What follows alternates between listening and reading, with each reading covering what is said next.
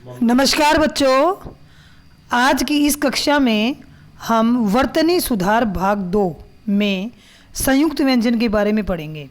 बच्चों, हिंदी भाषा पढ़ते समय, बोलते समय, उच्चारण करते समय बहुत सी अशुद्धियाँ होती हैं। उन्हीं अशुद्धियों को दूर करने के लिए आज मैं आप लोगों के लिए वर्तनी सुधार भाग 2 की ये वीडियो लेकर आई हूँ। सबसे पहले हम बात करते हैं हिंदी वर्णमाला की। हिंदी वर्णमाला की अगर हम बात करें तो उसमें 2 प्रकार के वर्ण हैं। पहले स्वर जो कि आपको नज़र आ रहे हैं, अ, आ, ई, उ, री। जो री है बच्चों, इसमें जो आवाज़ है वो आपको र की लग रही है, लेकिन बच्चों री जो है वो हम स्वर में मानते हैं। ए, ओ, अंग, अह, ये जो लास्ट के 2 हैं इन्हें अयोगवाह कहते हैं। अयोगवाह का मतलब अयोग, यानी जिसका किसी के साथ योग ना हो सके। ये जो स्वर हैं ये एक तरह से दूसरे स्वरों की मात्राओं के साथ या व्यंजनों के साथ इनका प्रयोग किया जाता है। अब हम बात करते हैं व्यंजन की। व्यंजन आप देख रहे हैं, क, ख, ग, घ, अंग। इसे हम कवर्ग बोलते हैं, यानी कवर्ग में 5 व्यंजन हैं। चवर्ग में भी 5 हैं, टवर्ग में भी 5 है, तवर्ग, पवर्ग, इनमें 5 व्यंजन हैं। इस प्रकार से हम देखें तो हमारे पास ये जो वर्ग वाले हो गए 1, 2, 3, 4, 5, हमारे पास हो गए 25 व्यंजन, और इन्हें हम बोलते हैं फुटकर व्यंजन। य, र, ल, व, श, स, ह, ये हो गए हमारे फुटकर व्यंजन। 4 जो आपको दिख रहे हैं ये हिंदी वर्णमाला में संयुक्त व्यंजन के तौर पर अपनाए गए हैं। क्ष, त्र, ज्य, श्र, ये 4 संयुक्त व्यंजन हैं। इस प्रकार से कितने व्यंजन हो गए? 25, 26, 27, 28, 29, 30, 31, 32, 33, यानी हमारे जो 33 हैं वो मूल व्यंजन हैं। अब 33 मूल व्यंजन क्यों बोले गए? क्ष जो है वो क प्लस श, इनके मेल से बना है, और ये आप देखिए क पहले से मौजूद है, श भी मौजूद है, तो मूल रूप से हमारे पास 33 व्यंजन और 11 स्वर, यानी हमारे पास 44 मूल रूप से हमारे पास वर्ण हैं। बाकी इसमें कुछ आगत जैसे ड, ढ, ड, अड़, ढ, अढ़, जो हम बिंदी लगाकर प्रयोग करते हैं, ड, अढ़, ये हम बिंदी लगाकर इनका प्रयोग करते हैं। तो इस प्रकार से हमने देखी स्वर और व्यंजन। इनको देखना जरूरी था, क्योंकि जब हमें स्वर और व्यंजन का ज्ञान होगा तभी हम उच्चारण की अशुद्धियों को पहचानेंगे या लिखित अशुद्धियों को पहचानेंगे, और उनको पहचानने के बाद हम शुद्ध बोलना और शुद्ध लिखना सीखेंगे। व्यंजन जो होते हैं चलते चलते स्वर जो स्वतंत्र रूप से उच्चरित होते हैं, और व्यंजन जो स्वरों की सहायता से उच्चरित किए जाते हैं।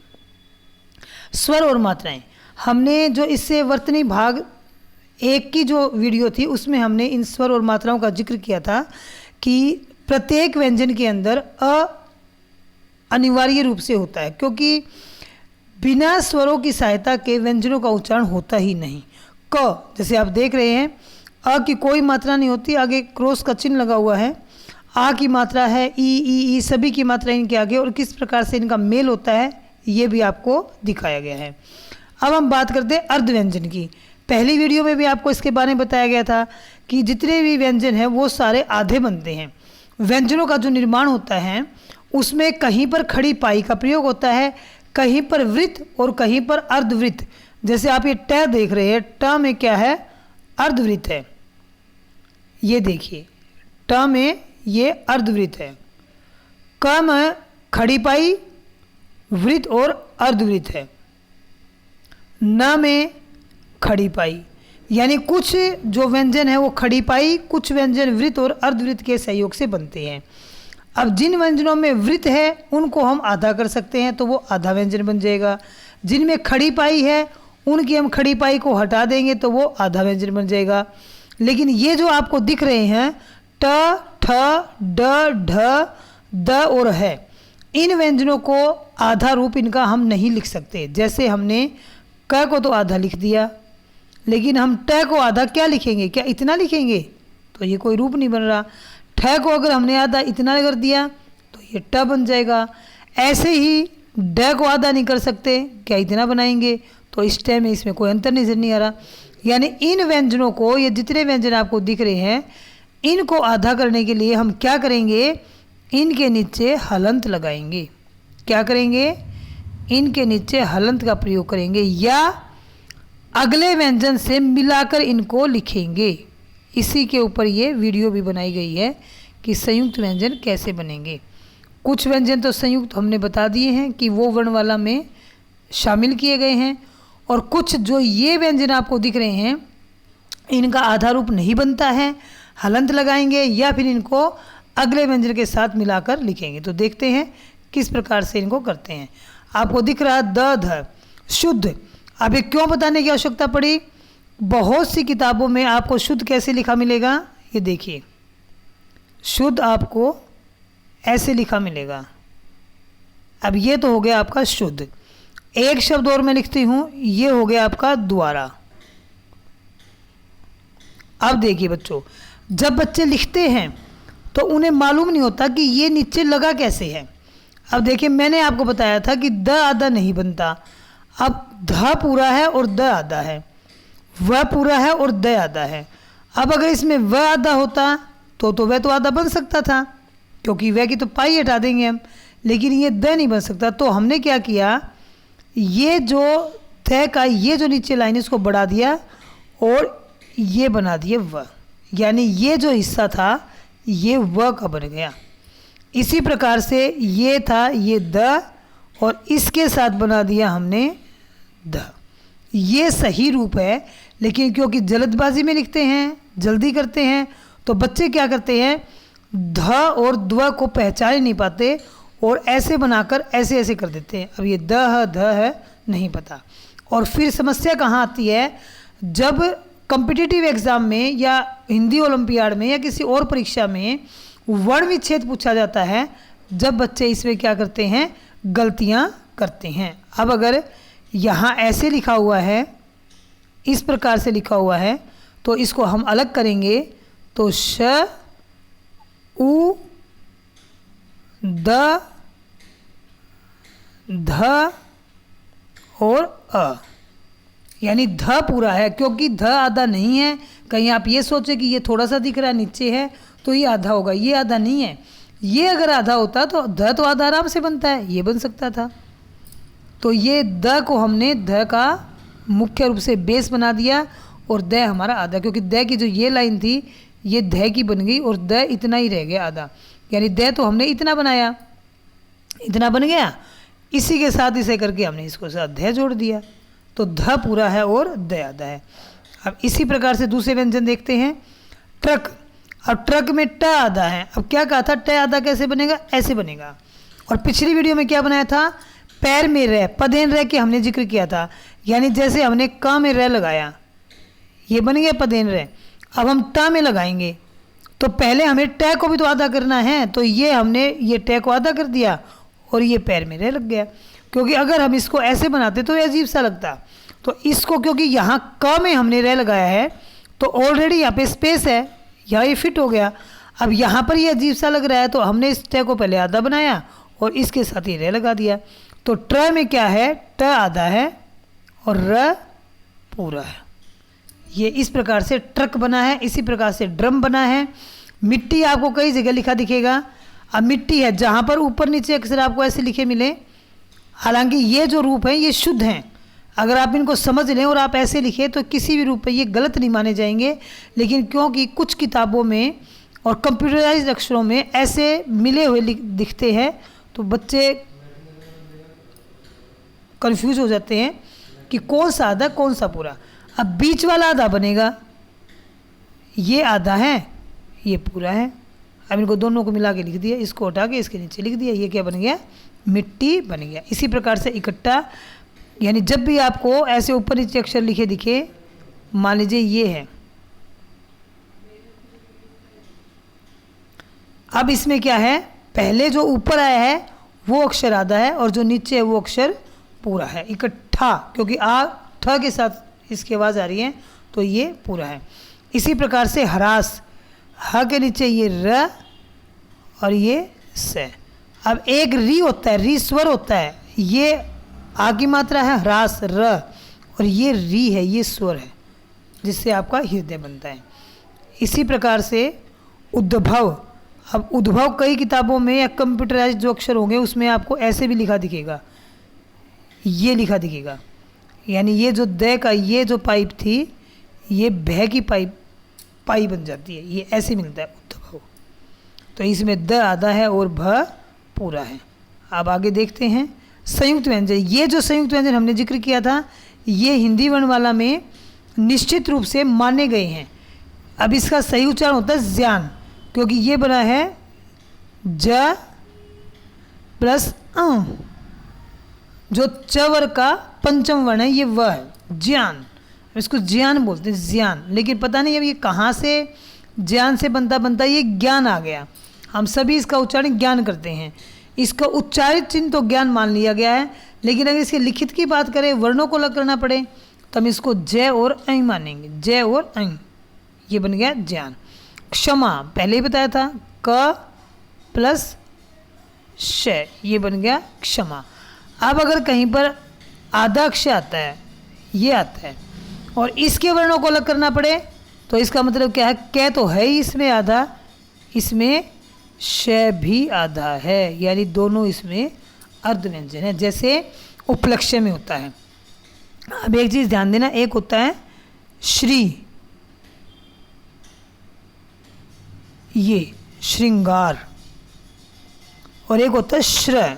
आप देखो, और एक कहीं पर आपको ऐसा भी लिखा मिलेगा, लेकिन ये टोटली गलत है। ये क्या है, ये गलत है। ये भी ठीक है, ये भी ठीक है, लेकिन इसमें क्या है री, इसमें री स्वर है श्रृंगार, इसमें क्या है र, श्र, श्रीमान। तो ये हमारे क्या थे, संयुक्त व्यंजन थे। कुछ संयुक्त व्यंजन तो हिंदी वर्णमाला में निश्चित रूप से रखे गए हैं, और कुछ संयुक्त व्यंजन ऐसे जो अर्ध व्यंजन ही बन सकते हैं, इसलिए अगले व्यंजनों के साथ जुड़ जाते हैं और दिखने में वो भी संयुक्त व्यंजन लगते हैं। तो अब आगे चलते हैं। त ध ये भी संयुक्त व्यंजन के रूप है। एक बात देखिए, आपको कहीं पर ऐसा शब्द लिखा मिलेगा, बच्चे इसमें गलतियां करते। एक होता है बाह्य, अगर ये अलग लिख रखा है तब तो कोई परेशानी नहीं है, और एक होता है ब्रह्मा। अब देखिए दोनों में है आधा है, यह और मैं पूरा है। अब इनका रूप कैसे बनता है, अगर आप है के साथ ये बना रहे हैं तो देखिए ये जो है का हिस्सा है ये बन जाएगा ये लीजिए। अब है आधा हो गया ना, क्योंकि ये तो रह का बन गया, ये बन गया आपका बाह्य। इसी प्रकार से अगर है के अंदर आपको मैं जोड़ना है तो ये जो हिस्सा है ये बन जाएगा मैं का हिस्सा, और ये बन गया मैं। देखिए बिल्कुल पर्याप्त अंतर आपको नज़र आ रहा है बाह्य और ब्रह्मा में। तो है क्या है, इसमें आधा है। संयुक्त व्यंजन आपको इस प्रकार से लिखे मिले और वर्ण विच्छेद आ जाए तो आपको समझना है कि ह बीच में है आधा है, और यह और माँ पूरा। क्लियर आपको इस प्रकार से लिखने का अभ्यास करना है। गोलमोल की स्थिति नहीं करनी है कि हाँ कुछ है के साथ जुड़ा हुआ है, ये कंफर्म नहीं है कि है के साथ म है या ह के साथ यह है। बोलने में आप ठीक बोल रहे हैं, बाह्य है तो बाह्य बोल रहे हैं, ब्रह्मा है तो ब्रह्मा बोल रहे हैं, लेकिन लिखने में गड़बड़ हो जाती है। तो इस चीज़ का आप लोगों को ध्यान रखना है। इसी प्रकार से एक शब्द है विहल, ये देखिए ये वाला शब्द है, इसकी बात करते हैं हम।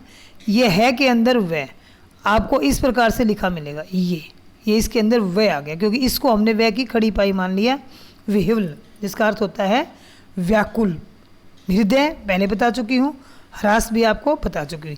एक शब्द और होता है जिसे बहुत गलतियाँ होती हैं, लिखने वाले बहुत गलत लिखते हैं। ये शब्द होता है चिन्ह। कई बार ये क्या लिखा मिलेगा, पुस्तकों में भी लिखा मिलता है। बड़ा दुख होता है जब इस प्रकार की गलतियाँ इस स्तर पे की जाती है, ऐसा लिखा मिलता है, ये बिल्कुल गलत है। चिन्ह होता है आधा होता है। अगर चिन्ह है, अगर चिन्ह कोई नहीं बोलता, बोलते तो हम चिन्ह, यानी लास्ट में किसकी साउंड आ रही है, न की, चिन्ह चिन्ह चिन्ह। और लिखते क्या कि कुछ लोग चिन्ह न को अदा करते हैं, जबकि ये क्या है, इसका भी संयुक्त रूप कई जगह ऐसे लिखने को मिलता है, यहाँ बीच में न होता है। तो बीच में जो न होता है, जो है का ये हिस्सा है, ये न की खड़ी पाई बन जाता है। अलग करके लिखेंगे ऐसे लिखेंगे, मिलाकर लिखेंगे इस प्रकार से लिखेंगे। तो है इसमें आधा है और न इसमें पूरा है। इस प्रकार से आपको अगर अभ्यास करेंगे, इस प्रकार से वर्ण विच्छेद करेंगे, तो आप किसी प्रकार की गलतियां नहीं करेंगे। एक शब्द है हमारे सामने पद्म, ये आपको ऐसे भी लिखा मिलेगा, इस प्रकार से जुड़ा हुआ मिलेगा, यूं करके पद्म। तो इसमें क्या है, द है और म है, पद्म, जिसका अर्थ कमल होता है। इसका संयुक्त रूप भी आपको मिलेगा और अलग अलग, लेकिन ये जो रूप लिखे हुए हैं ये बिल्कुल एक्यूरेट है। आप ऐसा लिखेंगे, इसको कोई भी गलत नहीं करेगा। लेकिन क्योंकि कुछ प्राचीन पुस्तकें होती हैं, बिल्कुल प्राचीन नहीं, मध्यकाल की कुछ पुस्तकें लगा ली है, जब एक बार देवनागरी लिपि में इन संयुक्त व्यंजनों को भी मान्यता, जैसे गद्दा है, गद्दा ऐसे लिखा मिलेगा, ये आधा द बन गया, इसी में पूरा द जोड़ दिया और ये बन गया गद्दा। इस प्रकार का भी आपको लिखा हुआ दिखेगा। तो इसमें एक द आधा है और एक द पूरा है। तो ये आपके संयुक्त व्यंजन थे। अब वर्ण विच्छेद, अगर आपको संयुक्त व्यंजनों का पूरा ज्ञान हो गया तो वर्ण विच्छेद और वर्ण संयोग हम आसानी से कर सकते हैं, और फिर लिखते समय और बोलते समय हर प्रकार की अशुद्धि से बचा जा सकता है। स्वर और मात्राओं का ज्ञान हो गया, अर्ध व्यंजन और पूरे व्यंजन का ज्ञान हो गया। अब अगर हम इनके व्यंजनों को अलग अलग करके देखें, अब यहाँ पर तो स्पष्ट दिख रहे हैं, लेकिन प्रॉब्लम क्या आती है, कई बार ये इस प्रकार से लिखे दिखेंगे, जैसे प्रतिद्वंद्वी, ये इस प्रकार से आपको लिखा दिखेगा, प्रतिद्वंद्वी, ऐसा रूप आपको किताबों में लिखा दिखेगा। तो बच्चे कंफ्यूज हो जाते हैं कि ये वास्तव में है क्या, और कुछ बच्चे इस लास्ट वाले को छोड़ देते हैं, प्रतिद्वंदी बोलते, द्वंदी, जो वो प्रतिद्वंदी बोलेंगे तो वो लिखे भी प्रतिद्वंदी के। तो क्या है बोलना है बच्चों, क्या बोलना है, प्रतिद्वंद्वी, प्रति, ये देखो लिखा हुआ है प्रतिद्वंद्वी। तो अगर ऐसा आता है तो इसके वर्ण विच्छेद में कोई परेशानी नहीं आने वाली, लेकिन लिखित में ऐसा आ गया तब बच्चों को परेशानी आएगी। तो लेकिन वो परेशानी कैसे दूर हो जाएगी, अब आपने सीख लिया कि द्वंद्व, समास में भी आपने पढ़ा था द्वंद्व, लास्ट में भी वह आता है, तो इसका वर्ण विच्छेद जो होगा आप आसानी से कर सकते हैं। उत्कृष्ट, अब उत्कृष्ट में क के नीचे री है, ये आपको ध्यान रखना है, यानी ये री स्वर है। तो जब इसके वर्ण विच्छेद अलग करेंगे तो उ, त, क, और उसमें अ नहीं आएगा, उसमें क्या आएगा, री आएगा। किस प्रकार से, एक बार करके देखते हैं। उत्कृष्ट को करते हैं उ, त, क्योंकि त आधा है, क, अब क के अंदर अ नहीं है, क के अंदर क्या है, री, ये अपने आप में स्वर है। श, ट, और ये इसके आपके हो गए वर्ण विच्छेद। तो वर्ण विच्छेद, स्वर और मात्राओं का ज्ञान, अर्ध व्यंजन और पूरे व्यंजन का ज्ञान, और वर्णों का विच्छेद करना, और इसी प्रकार से वर्णों का संयोजन करना। अगर आपको हिंदी ओलंपियाड का पेपर देते हैं या कोई भी कक्षा है, किसी भी कक्षा के बच्चे इस वीडियो को देखते हैं, तो इस वीडियो को देखने के बाद मुझे पूरा विश्वास है कि आप वर्तनी की अशुद्धियाँ नहीं करेंगे। चलते चलते एक बात और बताऊँ बच्चों, क्योंकि आज ज़माना है अंग्रेज़ी मीडियम स्कूलों का, इंग्लिश मीडियम, तो बच्चे एक सब्जेक्ट सिर्फ हिंदी मीडियम पढ़ते हैं, हिंदी, बाकी वो सारे सब्जेक्ट किस में पढ़ते हैं, इंग्लिश मीडियम में। तो कुछ हिंदी के शब्द ही ऐसे हैं कि बच्चों को उस हिंदी के शब्दों का ही मतलब नहीं पता। अभी जैसे मैंने वर्तनी बोला है, तो वर्तनी का मतलब होता है स्पेलिंग। जैसे आप इंग्लिश में बोलते हो ना कि इस वर्ड की स्पेलिंग क्या होगी, ऐसे हिंदी में इस शब्द की सही वर्तनी लिखें। तो ये थी हमारी वर्तनी सुधार भाग 2।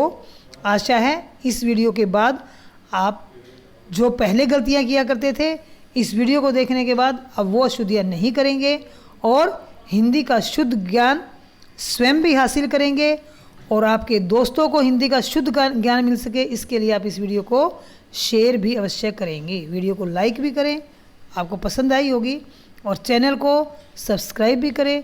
जल्द ही आपको हम वर्तनी सुधार भाग 3 के साथ मिलेंगे। तब तक के लिए धन्यवाद।